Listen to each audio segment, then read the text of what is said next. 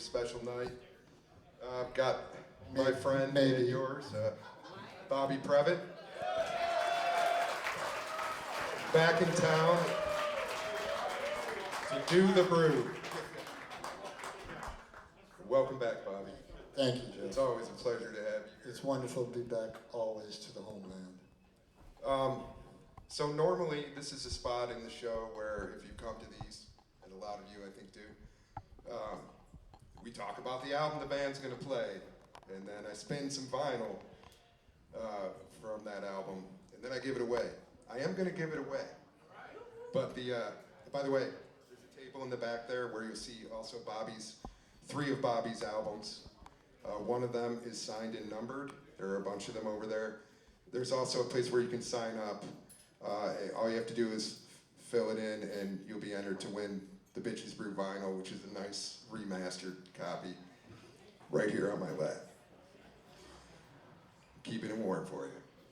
But anyway, tonight is going to be a little bit different because Bobby's here.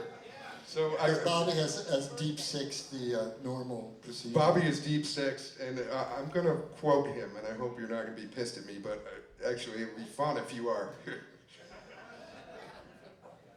I wrote to Bobby this morning, and we were chatting away, and he's like, so we're going to do the chat beforehand. He had no recollection of agreeing to do this. And then he said, I'll talk about anything but what we're about to play. I am philosophically opposed to talking about music and then playing it. I'm actually philosophically opposed to talking about music in general, but especially if we're going to play. Fair enough.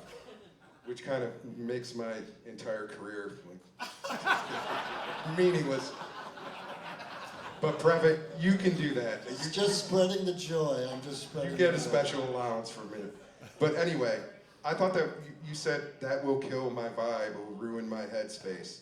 And I thought that's a good place to start our conversation. So we're not going to tell the story of Bitches Brew, which all of you either know or can find out on your own. You're going to hear the band play it. As Bobby said, Miles is dead. He doesn't need the PR. That's right. So, but Bobby. Jeff 2, Bobby nothing. Yeah. Really, wow, Winning. way behind. But let's talk about that. You talked about needing to get into a headspace to perform. Let's talk about that and how that maybe affects how you approach a gig, how you approach improvisation. What does it mean for you to be like, that will kill my vibe and the gig won't be as good? I'm putting you on the spot, bro. You let me know about your Certainly are. choice. Well, okay.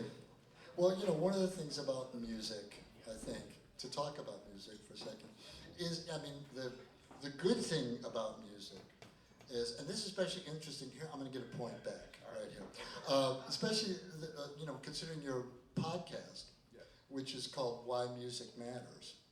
So, you know, I happen to think, well, I don't know if music does matter, but if it does matter, my contention is like it matters because it doesn't matter. Now I know that sounds like double talk, but music, the great thing I love about music is because it's the power of music exists because it can't be explained, because it can't be explained in words, or because it's mysterious. There's, you know, when you're in music school and they teach you all the X's and O's, you know, do this, this is how you play on a chord, this is how you do this. All that stuff is great, but you know, it doesn't, in the end, it's meaningless if the sort of X factor isn't there. There's always a mystery and an X factor in music that has to be there, and you can't talk about it, all you can do is sort of kind of point someone in that direction, and I think, you know, so they can find it themselves, hopefully. And I think as audience members, it's the same thing. It's you're doing something that's inexpressible in words, and that's exactly like the music can't really fix things. You know, it can't fix things really politically or economically. And good thing, because if it could do that, we're not making chairs, here. We're not, like, hey, we're gonna make this chair and now it's a good chair and we can sit on it and it's not gonna fall. Music is not that. I mean, art is not that, really. It's mysterious, and if you embrace that mystery and you embrace the idea that it isn't actually about anything at all, it isn't about anything, then I think you can get to the place where music can be something that, an exalting force, or a force that that can just give you fresh information in your life. Because, music can be is used and abused in many different ways. You can use music in bad ways, and music has been used in bad ways. So it's interesting. So I just sort of feel like any time that something is attached to music, like, well, this has to be like this, or this means this, or this is, then you've just cut the power and the beauty and the mystery of it so much. So that's why I don't like to talk about it, especially. And like, yet here we are. Yeah, yet here we are. But how could I say, well, we're gonna play this and this and this? Well, it's meaningless, because it's just, at the end of the day, it's just sound. It's just the weirdest thing. It's so weird, right? We have these ears and the sound comes in and somehow we interpret it, or makes it feel good, or it makes us feel bad, or it makes us feel nostalgic, and who knows why? And why is unimportant. Woo! I got my money's worth out of that answer. Point Previte. Oh, you wanted 2 points. So, Bobby, last time you were here in town, you were running through the Sportsmens Americana Foundation, a grant from the foundation, your improvisation workshop, which really is kind of built off a lot of what you just said, right? I mean, it was a way of, well, I'm not going to speak for you, but can we talk about that? We're hoping to do it again. We want to make that a yearly thing, like next May as well. Yeah. Some of you were there, probably. Some of you There are a few of the people who took the workshop here tonight. Maybe some of them will speak. Here. Yeah, is Rich here? Yeah, I'm up here. I don't think you need a microphone. What did you think of the workshop, buddy? Can you tell us? It was, well, everyone had some different takes on it. I think the best one was Bobby Previte's assisted ego side workshop. My thing was it was the best lecture on Zen I ever attended, because that's not what it was about.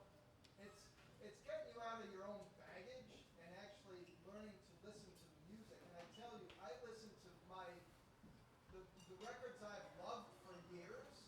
I listen to way differently having taken Bobby's workshop, because I'm just listening at a deeper level, at a different level, not so cerebral, not emotional.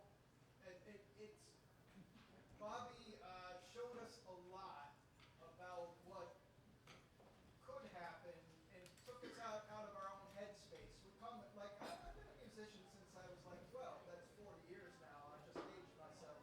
And you get, You kid. you get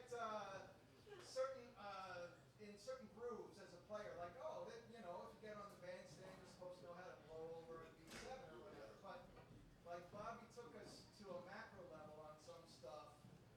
So if you're like, I was in there with like some of the heavy hitters in Buffalo, like Stu Wiseman, Kevin Doyle. These guys wanted to take Bobby's workshop not because they wanted to learn how to blow like an altered scale. So this is interesting what you said about the records you listen to, because I find this interesting.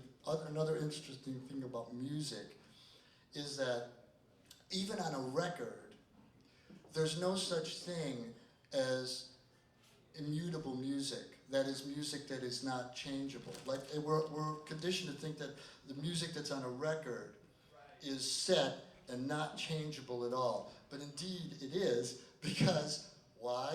Because we change. So like you know, if you listen to a record, I mean, we've all had that experience. You listen to a record or you listen to some music, and then 10 years later, somebody asked me once in one of my workshops, you know, let's say that I'm the band leader and the band, you know, something's happening and I don't like it. What do I do on the bandstand? Well, how do I deal with the fact that it's my band and what's going on I don't like? And I said, well, one of the answers is go 10 years in the future, then listen to it, and still tell me if you don't like it. Because there's a very good chance you might. So, and it's all about, you know, the idea that your judgment is very suspect. I'm very suspect of my judgment all the time. You know, it's like Me too. Yeah, I'm like, if I have a snap judgment, or I think I really like something, I'm very suspicious. I'm very suspicious of that, and I think that's healthy to be suspicious. I read somewhere someone said, you know, stand on the border of what you know. It's, you know, it's a beautiful way of putting it. I didn't make that up, but it's a beautiful way of putting it. Instead of being, you know, in what you know all the time, stand in the border of what you know, because only on the border can you then maybe you have agency to move somewhere. Well said. Thank you, Rich. Really nice. So yeah, please, we'll make that well known when we're ramping up for the next camp. But hopefully, workshop, not camp. Boot camp, yeah, Bobby's boot camp.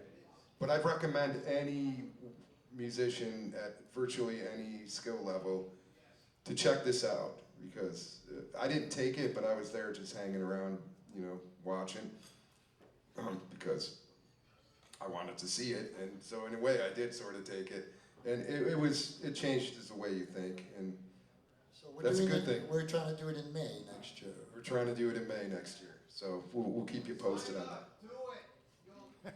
Rich says do it, or he'll come to your house and yell at you if you don't. I'll Venmo you for that. Thank you. Do I get a half a point for that? More. So let's talk about what else you've been doing. Kind of, I mean, you've been busy.